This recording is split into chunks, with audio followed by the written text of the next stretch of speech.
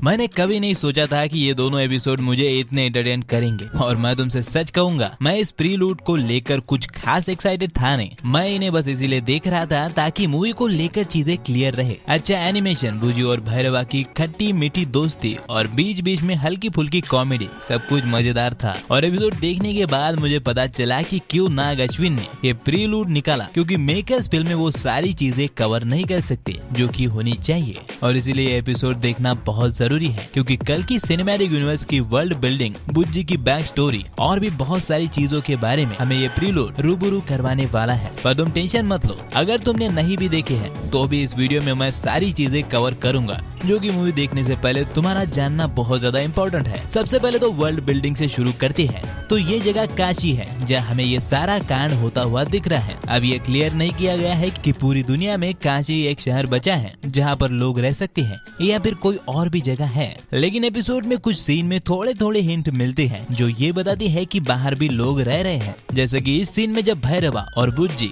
एक बाइक के टायर चुराने आते हैं तो ये लड़की कहती है कि मुझे इस काशी में तुमसे भी अच्छा एक मैकेनिक मिला था। और बेटे इस चीज से ऐसा लगता है कि हो सकता है कि वो कोई और जगह से काशी अपनी बाइक रिपेयर करने आई होगी। या फिर इस सीन में ये लोग एक जगह शंबाला का जिक्र करते हैं, तो ऐसा हो सकता है कि काशी के अलावा भी दुनिया में कई और जगह हो जहाँ इंसान रहते हैं। वैसे हर डिस्टोपियन फ्यूचर की तरह यहाँ भी इंसानों की सिर्फ दो प्रजातियाँ पाई जाती हैं, एक जो बहुत अमीर है और कॉम्प्लेक्स में रहते हैं, यानी इस त्रिकोण वाली जगह में, और ऑब्वियसली बेटे ये बहुत ही हरामी लोग हैं। इन्होंने आम लोगों की लाइफ झंड कर रखी है और खुद सारे ऐशो आराम का मजा ले रहे हैं। और दूसरी तरफ है आम लोग जो गरीबी रेखा से भी नीचे पहुँच चुके हैं।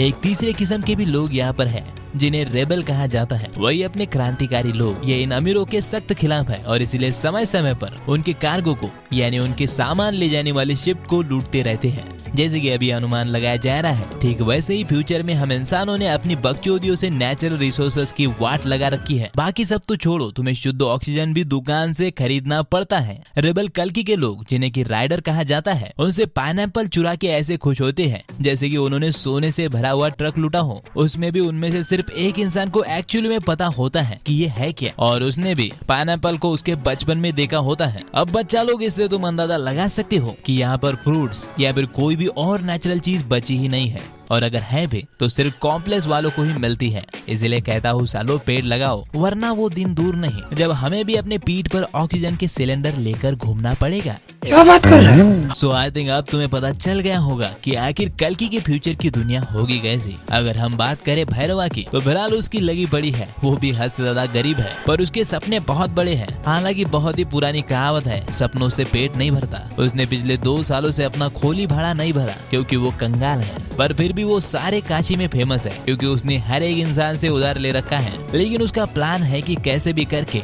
वो एक दिन ये वाली बाइक खरीदेगा और बाउंटी पे बाउंटी मार के 1 मिलियन यूनिट्स जमा करेगा। ओह, मैं तुम्हें बताना भूल ही गया कि इस डिस्टोपियन फ्यूचर में लेन देन हरे नोटों से नहीं बल्कि यूनिट से होता है, जो ये लोग अपने डिवाइस से, फोन पे से भी फास्ट एक दूसरे को ट्रांसफर कर सकते हैं। तो अपना भैरवा बाउंटी से 1 मिलियन जमा करके गरीबों को छोड़ के कॉम्प्लेक्स में जाना चाहता है, और यही चीज उसे बुज्जी से मिलवाती है, क्योंकि एपिसोड 1 के शुरुआत में ही रिबल से फाइट के बाद बुज्जी कबाड़ खाने पहुंच जाती है और उसे भी कैसे भी करके कॉम्प्लेक्स पहुंचना होता है, क्योंकि ये उसकी 100वीं फ्लाइट होती है। इसके बाद उसका प्रमोशन होने वाला होता है और प्रमोशन के बाद उसे प्राइवेट व्हीकल मिलने वाली होती है। तो उसके बाद कोई चारा नहीं होता, इसलिए वो भैरवा को टारगेट करती है। हालांकि ये देखने के बाद मेरा एक भ्रम दूर हो गया, जहाँ मैं बुज्जी को एक यूनिक और बहुत ज्यादा स्मार्ट एआई समझ रहा था, जो कि इतनी खास है कि सिर्फ भैरवा के पास ही होगी। पर ऑब्वियसली मैं गलत था, ऐसा बिल्कुल नहीं है। अब बुज्जी हमारे समय के हिसाब से तो बहुत ही स्मार्ट एआई है, लेकिन उस समय के हिसाब से ऐसे एआई कल्कि के लिए काम करते हैं दर्जनों में। यानी साफ शब्दों में कहूँ तो बुज्जी जैसे बहुत एआई है। हालांकि उन सभी एआई में भैरवा से मिलना बुज्जी को एक अलग शख्सियत देगा। और जैसा कि मैंने तुम्हें पहले भी कहा कि भैरवा और बुज्जी की रिलेशनशिप देखने में मुझे सबसे ज्यादा मजा आया। और बेटे जिस तरह से डायरेक्टर बुज्जी पर अपना फोकस कर रहे हैं, डेफिनेटली मूवी में बुज्जी बहुत ही इंपॉर्टेंट रोल प्ले करने वाली है। और पता नहीं क्यों जब से पता चला है कि वो कल्कि के लिए काम करती है, मुझे उस पर डाउट हो रहा है। क्या है कि मुझे ऐसी अंदर से फीलिंग आ रही है कि वो आगे जाकर भैरवा को धोखा देगी। और वैसे भी तुम एक एआई से क्या ही उम्मीद कर सकते हो, अभी भी वो सिर्फ भैरवा का इस्तेमाल कर रही है कॉम्प्लेक्स में घुसने के लिए। तो मे भी ऐसा हो सकता है कि कली ने ही उसे भेजा हो। हालांकि अभी ये कहना थोड़ा अजीब है, क्योंकि फिलहाल भैरवा सिर्फ एक आम लड़का है जिसके बड़े सपने हैं। अभी उसका कली या फिर उन अमीर लोगों के खिलाफ लड़ने का कोई प्लान नहीं है। मतलब उसे महात्मा बनने का कोई शौक नहीं है, उल्टा वो तो उन हरामी लोगों में शामिल होना चाहता है। लेकिन भाई लोग दूसरे एपिसोड के लास्ट में भैरवा जब 50,000 यूनिट्स को इग्नोर करके उन बच्चों को छोड़ देता है, तो मे बी ये भैरवा के कैरेक्टर डेवलपमेंट का ही एक हिंट है, जहाँ आगे चल के ऐसा हो सकता है कि बच्चों की वजह से ही वो कल्कि के खिलाफ हो जाए, क्योंकि हमने इस सीन में देखा है कि वो लोग बच्चों को पकड़ते हैं। तो ये रीजन हो सकता है भैरवा का बदल के अपने असली मकसद की राह पर चलने का। और जब ऐसा हो जाएगा तब बुज्जी उसे धोखा दे सकती है, क्योंकि उसका फिलहाल तो एक ही मकसद है, कॉम्प्लेक्स में वापसी। लेकिन बेटे इन सब के बीच में हम ये मिस नहीं कर सकते कि भैरवा को उस बच्चे से एक कमाल की मनी मिली है, जिसे बुज्जी फिलहाल बस एक बच्चे का एक होलोग्राफिक इन्वेंशन समझ रही है। बट आई पर्सनली बिलीव कि ये कोई साधारण मनी नहीं है। हाँ, तुम मेरा इशारा समझ गए, मैं बात कर रहा हूँ अश्वत्थामा की मैजिकल मनी की। हो सकता है कि ये वही हो, क्योंकि पहले तो एक बच्चा है जिसके खाने के भी वादे हो, वो बिना टूल्स के एक ऐसी मनी बिल्कुल नहीं बना सकता जो होलोग्राफी को इतना एडवांस बना सके कि उस समय के लिए भी ये एक नया इन्वेंशन हो। और दूसरी बात, अगर ये मनी वाकई में उस बच्ची की होती और अगर उसने जी जान लगा के इसका इन्वेंशन किया होता, तो मुझे ऐसा लगता है कि वो थोड़ी सी तो बहस भैरवा से करता। मतलब किसी और को अपना इन्वेंशन कोई ऐसे ही थोड़ी ना दे देगा। और इस पे मुझे वो भैरवा और अश्वत्थामा का फाइट सीक्वेंस भी याद आ रहा है, जो यहाँ काफी सेंस बनाता है, क्योंकि भैरवा के पास अश्वत्थामा की वो मैजिकल मनी होगी, इसलिए उनकी फाइट होगी। क्योंकि भैरवा कोई भी चीज आसानी से नहीं छोड़ता, इसलिए फाइट तो जरूर होगी। और वो अश्वत्थामा से इसीलिए फाइट कर पाएगा क्योंकि अश्वत्थामा अपने फुल पोटेंशियल में नहीं होंगे। उनकी सारी पावर्स उन्हें वो मैजिकल मनी धारण करने के बाद ही मिलेगी। खैर, हम इस मनी पर एक अलग वीडियो में बात करेंगे जो बहुत ही जल्द आएगी। फिलहाल मैं तुमको बता दूं कि मेरे को ये दोनों एपिसोड काफी अच्छे लगे और अब मूवी को लेकर अपनी उम्मीद बढ़ चुकी है। देखना नाग अश्विन जी, हमें निराश मत करना।